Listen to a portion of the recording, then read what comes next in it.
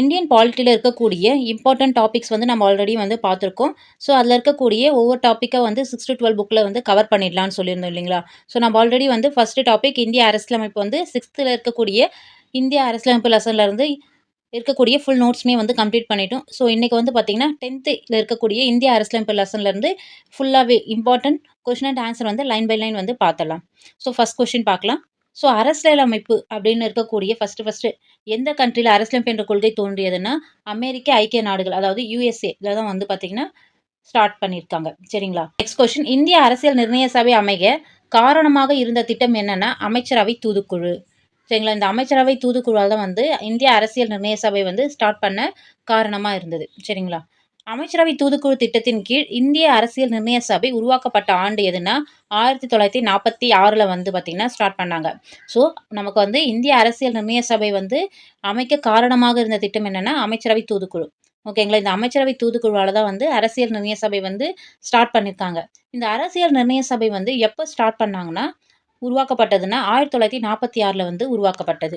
இந்த அரசியல் நிர்ணய சபையில் இருக்கக்கூடிய உறுப்பினர்கள்லாம் யாருன்னு பார்த்தீங்கன்னா மொத்தம் வந்து 389 பேர். அந்த 389 பேரில் வந்து பார்த்தீங்கன்னா 292 பேர் மாகாண பிரதிநிதிகளாகவும், 93 பேர் வந்து சுதேச அரசுகளின் நியமன உறுப்பினராகவும், பலுத்திஸ்தான் சார்பில் ஒருவரும், மாகாண முதன்மை ஆணையர்கள் சார்பில் 3 இருந்தாங்க. அப்போது டோட்டலாக வந்து 389 பேர். சரிங்களா? 292 பேர் வந்து மாகாண பிரதிநிதி, 93 பேர் சுதேச அரசுகள்லேருந்து, பலுஸ்திஸ்தான்லேருந்து ஒருத்தர், மாகாண முதன்மை ஆணையர்கள் சார்பாக 3 பேர். சரிங்களா? ஸோ அப்போது டோட்டலாக 389 உறுப்பினர்கள் இருக்காங்க. சரிங்களா? ஸோ நெக்ஸ்ட்டு அரசியல் நிர்ணய சபையுடைய முதல் கூட்டம் வந்து எப்போ நடந்ததுன்னா 1946 டிசம்பர் 9. ஸோ இது வந்து பார்த்தீங்கன்னா ரிப்பீட்டட் ஒரு டிஎன்பிஎஸ்சி கொஷின் இது. அரசியல் நிர்ணய சபையுடைய முதல் கூட்டம் எப்போ நடந்ததுன்னா 1946 டிசம்பர் 9 வந்து நடந்தது. சரிங்களா?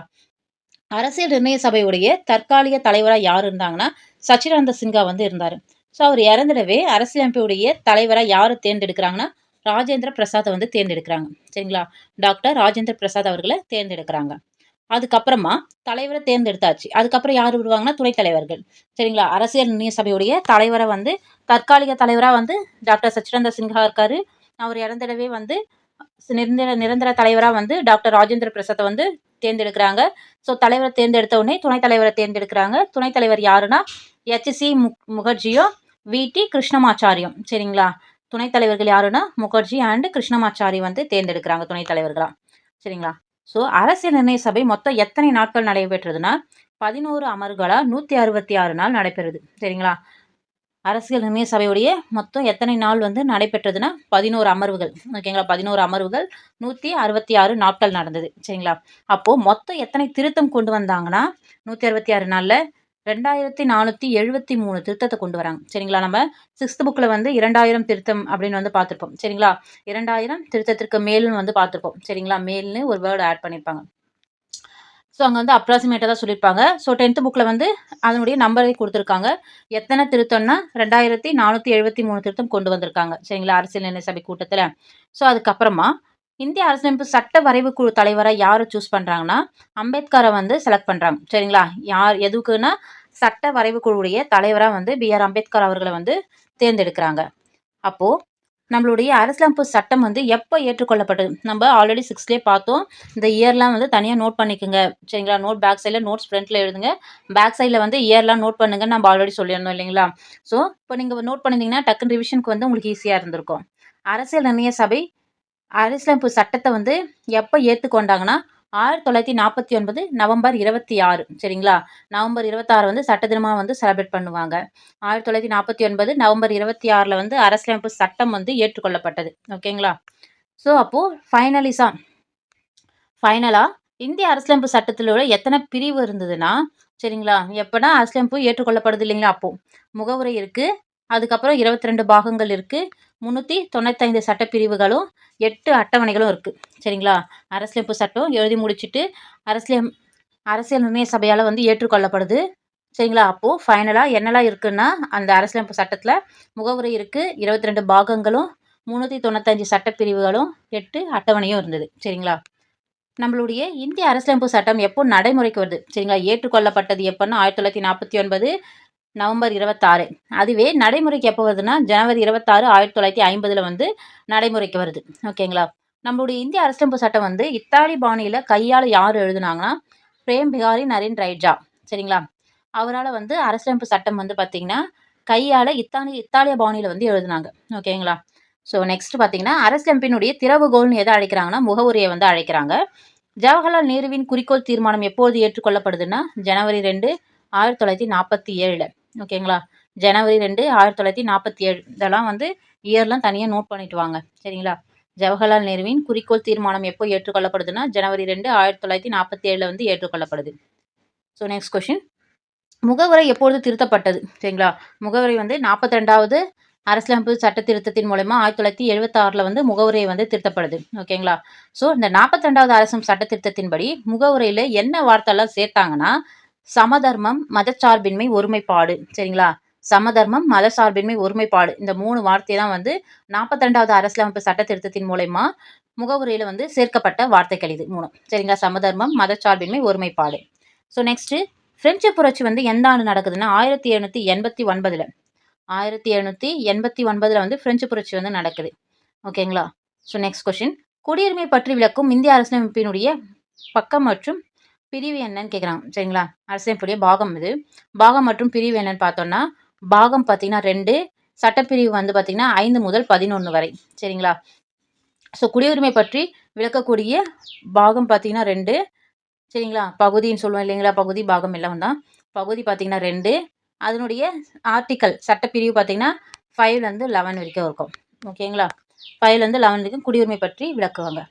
நெக்ஸ்ட் குடியுரிமை சட்டம் வந்து கொண்டு வரப்பட்ட ஆண்டு எதுன்னா 1955ல வந்து குடியுரிமை சட்டம் வந்து கொண்டு வராங்க.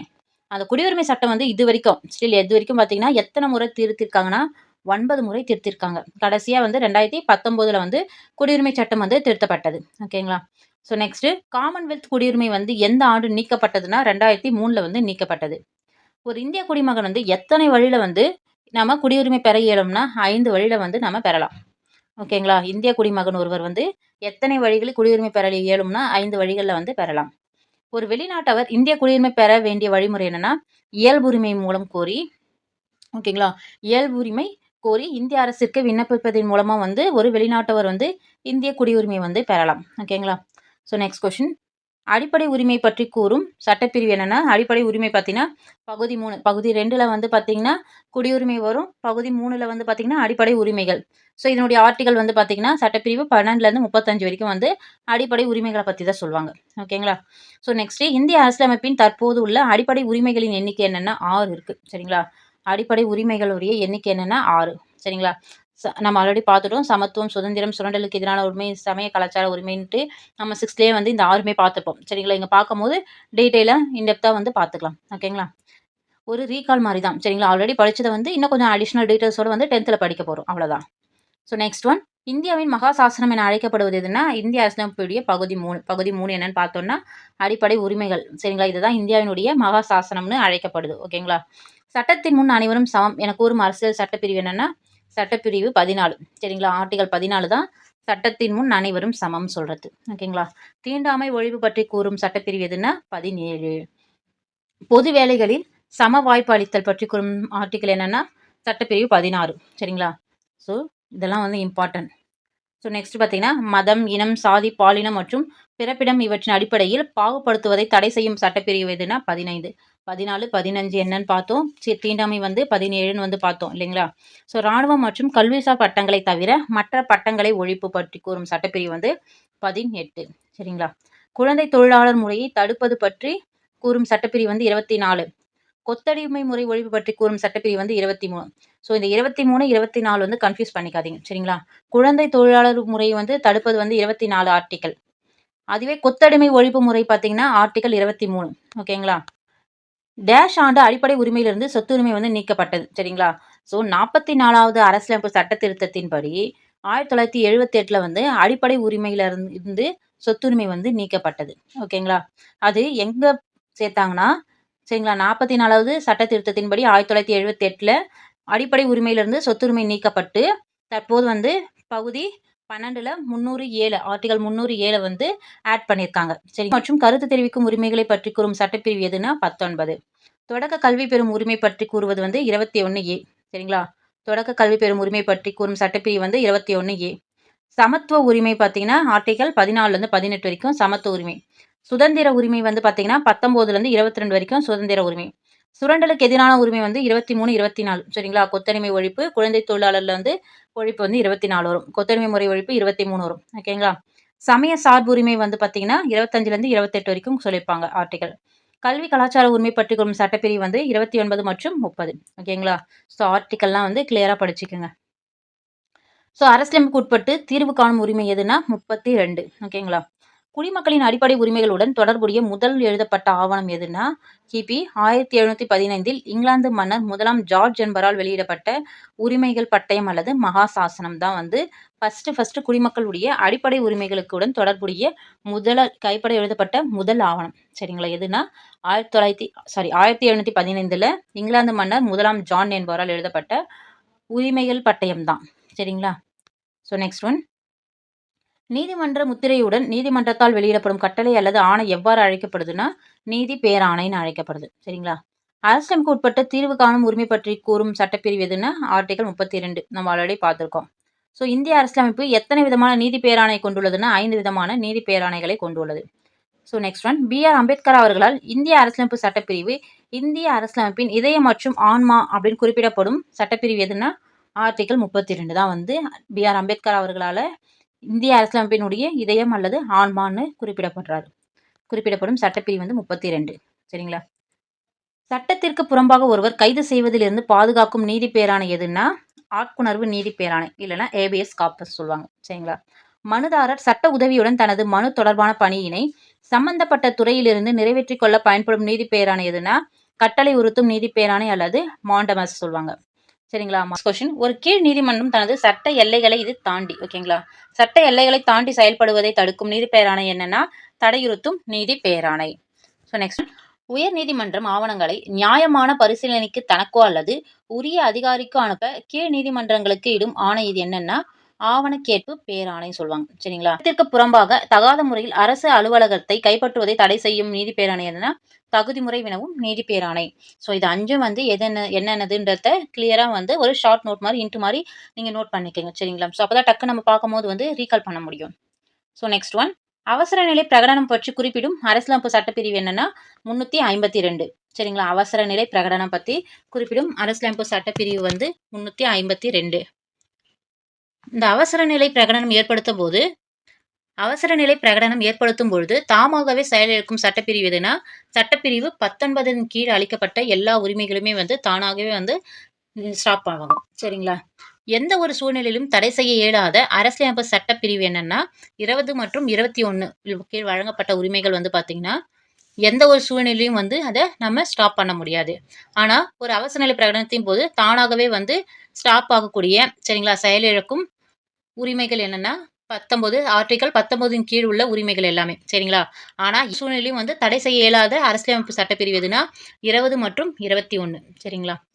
அரசின் நெறிமுறை உறுத்தும் கோட்பாடுகள் பற்றி குறிப்பிடும் பகுதி என்னன்னா அரசியலமைப்பு பகுதி என்னன்னா பகுதி 4 ஆர்டிகல் 36லேருந்து 51 வரைக்கும். சரிங்களா?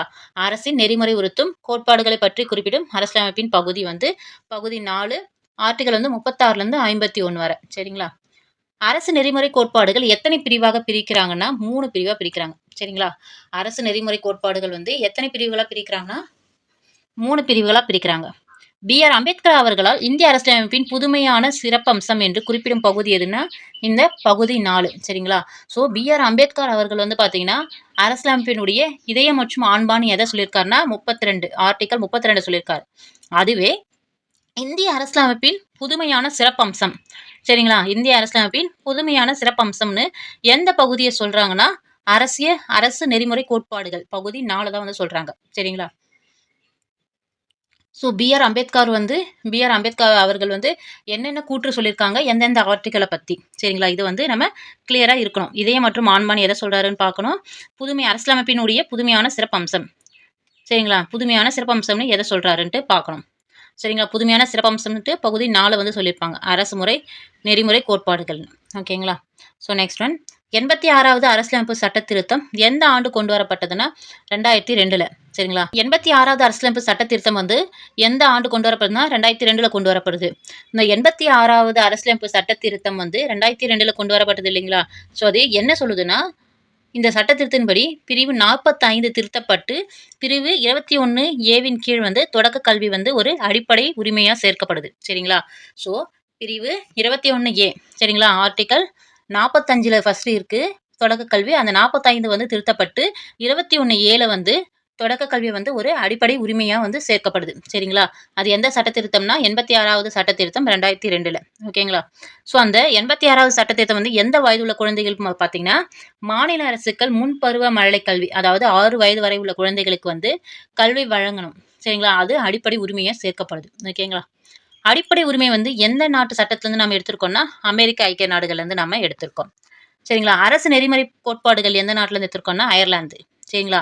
அரசு நெறிமுறை கோட்பாடுகள் வந்து பார்த்தீங்கன்னா, அயர்லாந்துலேருந்து எடுத்திருக்கோம். 1976ஆம் ஆண்டு அடிப்படை கடமைகள் குறித்து ஆராய அமைக்கப்பட்ட குழு எதுன்னா, ஸ்வரன்சிங் கமிட்டி. சரிங்களா? ஸ்வரன்சிங் கமிட்டி எதுக்காக அமைக்கப்பட்டதுன்னா, அடிப்படை கடமைகளை குறித்து ஆராய. சரிங்களா? எந்த இயர்னா 1976ல.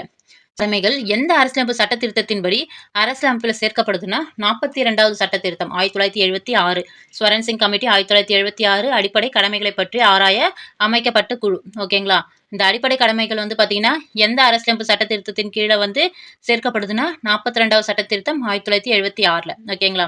ஸோ இந்த 42வது சட்ட திருத்தத்தின்படி சேர்க்கப்பட்ட பகுதி எதுன்னா 51 ஏ தான் வந்து சேர்க்கப்படுது. ஓகேங்களா?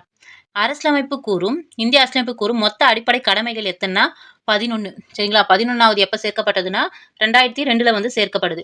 ஓகேங்களா? 11வது கடமை வந்து மொத்த அடிப்படை உரிமைகள் வந்து 6, கடமைகள் வந்து 11. சரிங்களா? 11வது கடமை வந்து 2002ல வந்து சேர்க்கப்படுது. மத்திய மாநில அரசுகளுக்கு இடையான அதிகார பகிர்வினை பற்றி கூறும் அட்டவணை எதுன்னா 7வது அட்டவணை. சரிங்களா? மத்திய மாநில அரசுகளுக்கு இடையான அதிகார பகிர்வினை கூறும் அட்டவணை எதுன்னா 7வது அட்டவணை. தற்போது மத்திய அரசு பட்டியலில் உள்ள மொத்த துறைகள் என்னன்னா 100 இருக்கும். அதுவே மாநிலத்தில் வந்து பார்த்தீங்கன்னா 61, பொதுத்துறையில் வந்து 51 இருக்கு. ஓகே, 52 இருக்கு. ஓகேங்களா? 1976ஆம் ஆண்டு மேற்கொள்ளப்பட்ட 42வது அரசமைப்பு சட்ட திருத்தத்தின்படி மொத்தம் எத்தனை துறைகள் மாநில பட்டியலில் இருந்து பொது பட்டியலுக்கு மாற்றப்பட்டதுன்னா 5 துறைகள். ஓகேங்களா? 5 துறைகள் எந்த 5 துறைகள் எந்த சட்ட திருத்தத்தின்படினா 42வது சட்ட திருத்தத்தின்படி. சரிங்களா? மாநில பட்டியலிருந்து பொது பட்டியலுக்கு வந்து மாற்றப்படுது. மொத்தம் 5 துறைகளை. So next question. 1969ஆம் ஆண்டு மத்திய மாநில அரசுகளின் உறவுகளை குறித்து தமிழக அரசால் அமைக்கப்பட்ட குழு எதுனா டி.வி. ராஜமன்னார் குழு. சரிங்களா? மத்திய மாநில அரசு உறவுகளை பற்றி ஆராய தமிழக அரசால் 1969ல அமைக்கப்பட்ட குழு வந்து டி.வி. ராஜமன்னார் குழு. ஓகேங்களா? மத்திய மாநில அரசுகளின் நிதி சார்ந்த உறவுகளை பற்றி விளக்கும் ஆர்டிக்கல் எதுனா 268லிருந்து 293 வரைக்கும் பகுதி 12ல இருக்கும். ஓகேங்களா? ஸோ 268லேருந்து 293 வரைக்கும் நிதி சார்ந்த உறவுகள். சரிங்களா? மத்திய மாநில அரசுகளின் நிதி சார்ந்த உறவுகளை பற்றி கூறும் சட்டப்பிரிவு அதாவது ஆர்டிக்கல் என்னன்னா 268லேருந்து 293 வரைக்கும் இருக்கும். சரிங்களா? பகுதி வந்து 12ல. So next one. சர்க்காரியா குழு வந்து எந்த ஆண்டு நியமிக்கப்பட்டதுன்னா சரிங்களா? சர்க்காரியா குழு வந்து எந்த ஆண்டு நியமிக்கப்பட்டதுன்னா 1983ல வந்து நியமிக்கப்பட்டுறாங்க. சரிங்களா? சர்க்காரியா குழு.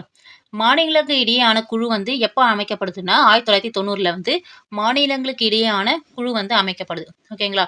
இந்த சர்க்காரியா குழு வந்து பரிந்துரைத்த மொத்த பரிந்துரை என்னன்னா 247 பரிந்துரையை வந்து சர்க்காரியா குழு வந்து பரிந்துரைக்கிறாங்க. ஓகேங்களா?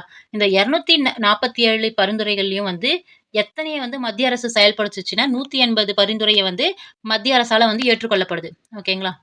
அலுவலக மொழிகள் பற்றி கூறும் அரசியலமைப்பு சட்டப்பிரிவு என்னன்னா 343லேருந்து 351. சரிங்களா? பகுதி 17ல வந்து அலுவலக மொழிகளை பற்றி கூறும் பகுதி. சரிங்களா? பகுதி 17 வந்து பார்த்தீங்கன்னா அலுவலக மொழிகளை பற்றி கூறுது. சரிங்களா? அதனுடைய ஆர்டிகல் என்னன்னா 343லேருந்து 351 வரைக்கும் இருக்கும்.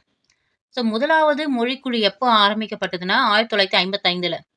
சரிங்களா? அலுவலக மொழி சட்டம் எப்போ கொண்டு வராங்கன்னா 1963ல வந்து நடுமன்றத்தால் இயற்றப்படுது. சரிங்களா? முதலாவது மொழிக்குழு வந்து 1955ல வந்து நியமிக்கப்படுறாங்க. அலுவலக மொழி சட்டமா வந்து பார்த்தீங்கன்னா எப்போ இயற்றப்படுதுன்னா 1963ல வந்து அலுவலக மொழி சட்டம் வந்து இயற்றாங்க. சரிங்களா? ஸோ அப்போ இந்திய அரசியலமைப்புல 8வது அட்டவணையில தற்போது எத்தனை மொழிகள் வந்து அங்கீகரிக்கப்பட்டிருக்குன்னா 22 மொழிகள் வந்து அங்கீகரிக்கப்பட்டிருக்கு. ஓகேங்களா? இதுல செம்மொழி அப்படின்ற ஒரு வகைப்பாடை வந்து இந்திய அரசால வந்து 2004ல கொண்டு வராங்க. சரிங்களா? ஸோ இப்போ இந்தியால மொத்தம் வந்து 6 மொழிகள் வந்து பார்த்தீங்கன்னா, செம்மொழிக்கான தகுதி பெற்றுள்ளது. ஓகேங்களா? ஸோ தமிழ் வந்து பார்த்தீங்கன்னா, எந்த ஆண்டு செம்மொழி அறிவிக்கப்பட்டதுன்னா, 2004ல சரிங்களா? ஸோ ஃபர்ஸ்ட்டு செம்மொழியா அறிவிக்கப்பட்ட மொழி வந்து பார்த்தீங்கன்னா, தமிழ். நெக்ஸ்ட்டு சமஸ்கிருதம் வந்து 2005லயும், தெலுங்கு வந்து 2008லயும், கன்னடம் வந்து 2008லயும், மலையாளம் 2013லயும், ஒடியா 2014லயும் வந்து அறிவிக்கப்பட்டது. சரிங்களா? ஸோ இந்தியால எத்தனை முறை அவசர நிலை பிரகடனம் அறிவிக்கப்பட்டதுன்னா, 3 முறை வந்து அவசர நிலை பிரகடனம் வந்து அறிவிச்சிருக்காங்க. ஃபர்ஸ்ட்டு வந்து 1962ல, 1971ல, அதுக்கப்புறம் 1975ல. இந்த 3 வருஷம் வந்து பார்த்தீங்கன்னா, அவசர நிலை பிரகடனம் வந்து அறிவிக்கப்பட்டிருக்கு. ஓகேங்களா? அவசர நிலை பிரகடனம் வந்து எந்த சட்டப்பிரிவின் கீழ அமுல்படுத்தப்படும்னா, ஸோ 352ன் கீழ வந்து பார்த்தீங்கன்னா, அவசர நிலை பிரகடனம் வந்து வரும். சரிங்களா? இதுவே ஸ்டேட் எமர்ஜென்சி மாநில அவசர நிலை பிரகடனம் வந்து பார்த்தீங்கன்னா, எந்த பிரிவின் கீழ வந்து எந்த சட்டப்பிரிவின் கீழ அமல்படுத்தப்படும்னா, சட்டப்பிரிவு 356. 352 வந்து பார்த்தீங்கன்னா, அவசர நிலை பிரகடனம் வந்து டோட்டலா வரும். அதுவே மாநிலம் ஸ்டேட் எமர்ஜென்சின்னு எடுத்தோம்னா 356 வரும். ஓகேங்களா? ஸோ நெக்ஸ்ட் ஒன் இந்தியாவில் எந்த மாநிலத்தில் முதலாக குடியரசுத் தலைவர் ஆட்சி வந்து நடைமுறைப்படுத்தப்பட்டதுன்னா, பஞ்சாப்ல 1951ல. சரிங்களா? ஸோ நெக்ஸ்ட் ஒன் நிதி சார்ந்த அவசர நிலை பிரகடனம் வந்து எந்த ஆர்டிக்கல் கீழ் வரும்னா, சட்டப்பிரிவு 360ன் கீழ வந்து வரும். சரிங்களா? அதுவே இந்தியால இதுவரைக்கும் வந்து பார்த்தீங்கன்னா, எத்தனை முறை நிதி சார்ந்த அவசர நிலை பிரகடனம் வந்திருக்குன்னா, ஒரு முறை கூட இதுவரைக்கும் வந்ததில்ல. சரிங்களா? நிதி சார்ந்து இதுவரைக்கும் வந்ததில்ல. 1 அரசியலமைப்பு சட்ட திருத்தத்தை பற்றி கூறும் சட்டப்பிரிவு எதுன்னா, ஸோ அரசியலமைப்பு சட்ட திருத்தம்னு சொல்றோம் இல்லைங்களா? அந்த சட்ட திருத்தத்த பத்தி கூறும் ஆர்டிக்கிள் என்னன்னா, 368 பகுதி வந்து 20. ஓகேங்களா? அரசியலமைப்பு சட்ட திருத்தம் செய்ய 368வது சட்டப்பிரிவு எத்தனை வகைகளை விளக்குகிறதுனா, 3 வகையா வந்து அது விளக்குது. ஓகேங்களா? சிறிய அரசியலமைப்பு என அழைக்கப்படுவது எதுன்னா, 42வது அரசியலமைப்பு சட்ட திருத்தம் தான் வந்து சிறிய அரசியலமைப்புன்னு அழைக்கப்படுது. தேசிய சீராய்வு ஆணையம் எப்ப அமைக்கப்படுறாங்கன்னா, 2000த்துல வந்து அமைக்கப்படுது. அது யாரின் தலைமை கீழ வந்து அமைக்கப்படுதுன்னா, எம்.என். வெங்கடாச்சலய்யா அவருடைய தலைமையின் கீழ் தான் தேசிய சீராய்வு ஆணையம் வந்து 2000த்துல வந்து அமைக்கப்படுது. நம்மளுடைய அரசின் பல்வேறு நிலைகளை, அவற்றிற்கு இடையான தொடர்புகளை மற்றும் பங்களிப்புகளை குறித்து ஆராய 2007 அமைக்கப்பட்ட குழு எதுன்னா, எம்.என்.எம். பூஞ்சி தலைமையிலான குழு தான் வந்து நம்மளுடைய அரசுடைய பல்வேறு நிலைகளை பற்றி ஆராய அமைக்கப்பட்ட குழு. சரிங்களா? எந்த இயர்னா 2007. ஸோ இது வரைக்கும் வந்து புக் கன்டென்ட் வந்து இம்பார்ட்டன்ட் கன்டென்ட் எல்லாமே ஒண்ணு விடாம ஃபுல்லாவே வந்து பார்த்துட்டோம். ஸோ நீங்க புக்ஸ படிச்சு அந்த லெசன வந்து ஒன்ஸ் ரீட் பண்ணிட்டு, நீங்க இந்த வீடியோ பார்க்கும்போது உங்களுக்கு வந்து ஒரு ரீகாலா இருக்கும். நீங்க எந்த பாயிண்ட்லாம் வந்து படிச்சிருக்கீங்களா? அதனுடைய ஆன்ஸர் வந்து நம்மளால பண்ண முடியுதா? இல்லையா? அப்படின்ட்டு உங்களுடைய செல்ஃப் அனலைஸ் பண்றதுக்கு உங்களுக்கு யூஸ்ஃபுல்லா இருக்கும். சரிங்களா? ஸோ நெக்ஸ்ட் வந்து புக் பேக் கொஸ்டின்ஸ் வந்து பார்த்தரலாம். ஸோ முகவரியில வந்து பார்த்தீங்கன்னா, ஸோ நம்ம இத ஆல்ரெடி பார்த்துருக்கோம். கீழ்காணும் வரிசையில் முகவரை பற்றி சரியான தொடர் எது? சரிங்களா? இந்த சென்டென்ஸ் ஃபார்மேஷன் வந்து இம்பார்ட்டன்ட் நம்ம 6த்லயே சொல்லியிருப்போம். சரிங்களா? ஸோ ஃபர்ஸ்ட் வந்து பார்த்தீங்கன்னா, இறையாண்மை, சமதர்ம, சமய சார்பற்ற, ஜனநாயக குடியரசு. சரிங்களா? இறையாண்மை, சமதர்ம, சமய சார்பற்ற, ஜனநாயக குடியரசு. ஸோ இந்த வேர்ட் ஃபார்மேஷன்ல தான் இருக்கணும். சரிங்களா? அதான் வந்து முகவுரையில வந்து இந்த வரிசையில தான் அமைந்துள்ளது. ஓகேங்களா? இந்திய அரசியலமைப்பின் முகவரி எத்தனை முறை திருத்தப்பட்டுள்ளதுன்னா, ஒரே முறை. 42வது சட்ட திருத்தம் 1976ல திருத்தப்பட்டது. ஓகேங்களா? ஸோ நெக்ஸ்ட்டு ஒரு வெளிநாட்டவர் கீழ்காணும் எதன் மூலம் இந்திய குடியுரிமை பெற முயலும்னா, இயல்புரிமை மூலம் பெற இயலும்னு ஆல்ரெடி பார்த்தோம். ஸோ மாறுபட்ட ஒன்று இது. சமத்துவ உரிமை, சுரண்டலுக்கு எதிரான உரிமை, சொத்துரிமை, கல்வி மற்றும் கலாச்சார உரிமை. இதுல சொத்துரிமை மற்றும் அடிப்படை உரிமையில இல்ல. சரிங்களா? ஸோ நெக்ஸ்ட் பார்த்தீங்கன்னா, இதில் ஒன்று அடிப்படை உரிமைகளை பயன்படுத்துவதற்கு உதாரணம் இல்லை. எதுனா பெற்றோர்களின் பூர்வீக சொத்துக்கள் அவரது பிள்ளைகளுக்கு செல்லுதல்ன்றது வந்து அடிப்படை உரிமை கிடையாது. சரிங்களா? ஸோ எங்க வேணாலும் யார் வேணாலும் பணி செய்யலாம். அத மாரி எங்க கிறித்துவ சமயக்குழு தொடர்ச்சியாக பள்ளிகளை அமைத்தல், ஆண், பெண் இருபாலருக்கும் அரசு பணியில் சம பெறுதல், சம ஊதியம் பெறுதல். இதெல்லாம் அடிப்படை உரிமைகள்ல வரும். இது மட்டும் 4த் ஒன். பெற்றோர்களின் பூர்வீக சொத்துக்கள் அவரது பிள்ளைகளுக்கு செல்லுதல் வந்து அடிப்படை உரிமை இல்ல. ஓகேங்களா? ஸோ நெக்ஸ்ட் பார்த்தீங்கன்னா, பின்வருவற்றில் எந்த உரிமை டாக்டர் பி.ஆர். அம்பேத்கர் அவர்களால் இந்திய அரசியலமைப்பின் இதயம் மற்றும் ஆன்மா என விவரிக்கப்பட்டுள்ளதுன்னா, அரசியலமைப்புக்கு உட்பட்டு தீர்வு காணும் உரிமை. இதுதான் வந்து பார்த்தீங்கன்னா, அம்பேத்கர் அவர்களால் இதயம் மற்றும் ஆன்மான்னு விவரிக்கப்படுது. ஓகேங்களா? ஸோ நெக்ஸ்ட் ஒன் அடிப்படை உரிமைகள் எவ்வாறு நிறுத்தி வைக்கப்படும்னா, தேசிய அவசர நிலை பிரகடனத்தின் போது குடியரசுத் தலைவர் ஆணையிட்டால் அடிப்படை உரிமைகள் வந்து நிறுத்தி வைக்க முடியும். ஓகேங்களா? நமது அடிப்படை கடமைகள் வந்து எங்கேருந்து நம்ம எடுத்திருக்கோம்னா, ரஷ்யாலேருந்து. சரிங்களா? ரஷ்யால இருந்து நம்ம அடிப்படை கடமைகளை வந்து எடுத்திருக்கோம். எந்த பிரிவின் கீழ் நிதிநிலை அவசர நிலை பிரகடனம் வந்து அறிவிக்க முடியும்னா, ஆர்டிகல் 360ன் கீழ வந்து நிதிநிலை அவசர நிலை வந்து அறிவிக்க முடியும். சரிங்களா? நிதிநிலை அவசர நிலையை வந்து பிரகடனம் வந்து அறிவிக்க முடியும். ஸோ நெக்ஸ்ட் ஒன் எந்த குழுக்கள் கமிஷன் மற்றும் மத்திய மாநில உறவுகளை பற்றி பரிந்துரை செய்தனர்னா, சர்க்காரியா குழுவும், ராஜமன்னார் குழுவும். சரிங்களா? இந்த 2 குழுவும் வந்து பார்த்தீங்கன்னா, மத்திய மாநில உறவுகளை பற்றி விவரிச்சது வந்து சர்க்காரியா குழுவும், ராஜமன்னார் குழுவும் தான். சரிங்களா? ஸோ அப்போ வெங்கடாச்சலபதி குழு என்ன பண்ணாங்க, நம்ம ஆல்ரெடி மேல பார்த்துருக்கோம். எம்.என். வெங்கடாச்சலய்யா குழு, அவர் என்னன்றத பாருங்க. பூஞ்சி குழுவும் வந்து என்னன்ட்டு பாருங்க. ஓகேங்களா? ஸோ மத்திய மாநில உறவுகளை பற்றி ஆராய அமைக்கப்பட்ட குழு சர்க்காரியா குழுவும், ராஜமன்னார் குழுவும். ஓகேங்களா? Correct answer. So next one கோடிட்ட இடங்களை நிரப்புக. ஸோ ஃபர்ஸ்ட் அரசியலமைப்பு எனும் கொள்கை வந்து நம்ம அமெரிக்க ஐக்கிய நாடுகள்ல தோன்றியது. அரசியல் நிர்ணய சபையுடைய தற்காலிக தலைவரா சச்சிதானந்த சின்ஹா வந்து தேர்ந்தெடுக்கப்படுறாரு.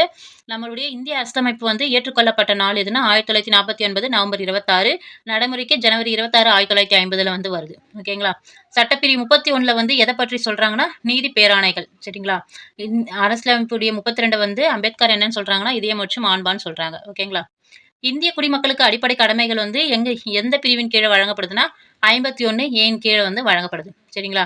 ஸோ பொறுத்துக்க டைரக்ட்டா ஆன்ஸரே பார்ப்போம். குடியுரிமை சட்டம் வந்து 1955ல கொண்டு வராங்க. முகவரி வந்து பார்த்தீங்கன்னா, ஜவஹர்லால் நேருவால சொல்லப்படுது.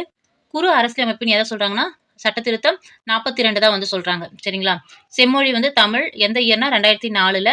தேசிய தேசிய அவசர நிலை வந்து பார்த்தீங்கன்னா, 1962, 71, 75 3 இயர்ல வந்து தேசிய அவசர நிலை பிரகடனம் வந்து பண்ணியிருக்காங்க. சரிங்களா?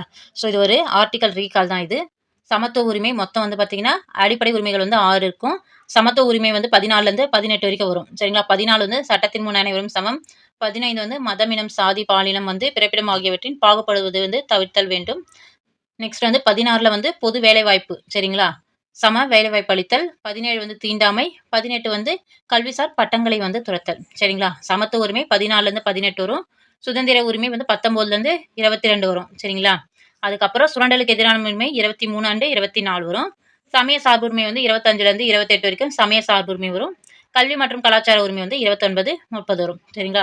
ஸோ இது நம்ம ஆல்ரெடி எல்லாமே நோட்ஸ் மேல பார்த்துட்டோம். ஜஸ்ட் உங்களுக்கு வந்து ரீகால்க்காக இங்க புக் கன்டென்ட் வந்து குடுத்துருக்கேன் இங்க. சரிங்களா?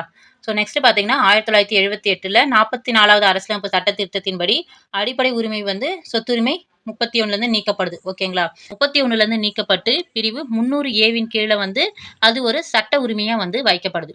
சரிங்களா? ஸோ இதோட வந்து பார்த்தீங்கன்னா, 10ல இருக்கக்கூடிய இந்திய அரசியலமைப்பு லெசன்ல இருந்து இருக்கக்கூடிய full important question and answer எல்லாமே பார்த்துட்டோம். ஸோ நம்ம ஆல்ரெடி 6த்துக்கு பார்த்துருக்கோம். இப்போ வந்து 10த்துக்கு பார்த்துட்டோம். இன்னும் வந்து நம்ம 12த் லெசன்ல வந்து பார்த்துட்டோம்னா, நம்ம வந்து ஃபுல்லாவே இந்தியன் கான்ஸ்டிடியூஷன்ல இருக்கக்கூடிய ஃபுல் கொஸ்டின் அண்ட் ஆன்சர் எல்லாமே பார்த்துருவோம். சரிங்களா? ஸோ நம்ம ஒவ்வொரு டாப்பிக்கா பார்க்கும்போது, நமக்கு வந்து ஈஸியாவே நம்ம படிச்சு முடிச்சிடலாம். ஓகேங்களா? ஸோ பாலிட்டில ஃபுல் மார்க்ஸ் வந்து நம்ம ஈஸியா ஸ்கோர் பண்ணிடலாம். இந்த மெத்தட்ல வந்து நம்ம படிச்சுட்டு போனோம்னா. ஸோ இதனுடைய நோட்ஸ் வந்து பார்த்தீங்கன்னா, உங்களுக்கு சீக்கிரமா டெலகிராம்ல அப்லோட் பண்ணுவோம். ஸோ உங்களுடைய ஃப்ரெண்ட்ஸ்க்கும் வந்து ஷேர் பண்ணுங்க. சேனல சப்ஸ்கிரைப் பண்ணிக்கங்க. ஸோ அப்கமிங் டேஸ்ல வந்து உங்களுக்கு சீக்கிரமா வந்து வீடியோஸ் வந்து மேக்ஸிமம் நான் குடுத்துர்றேன். சரிங்களா? நோட்ஸஸும் வந்து டெலகிராம்ல சீக்கிரமா நானு அப்லோட் பண்ணிர்றேன். உங்களுக்கு ஏதாச்சும் டவுட் இருந்தா, நீங்க வந்து கமெண்ட் பண்ணுங்க. தேங்க்ஸ் ஃபார் வாட்சிங் ஃபிரெண்ட்ஸ்.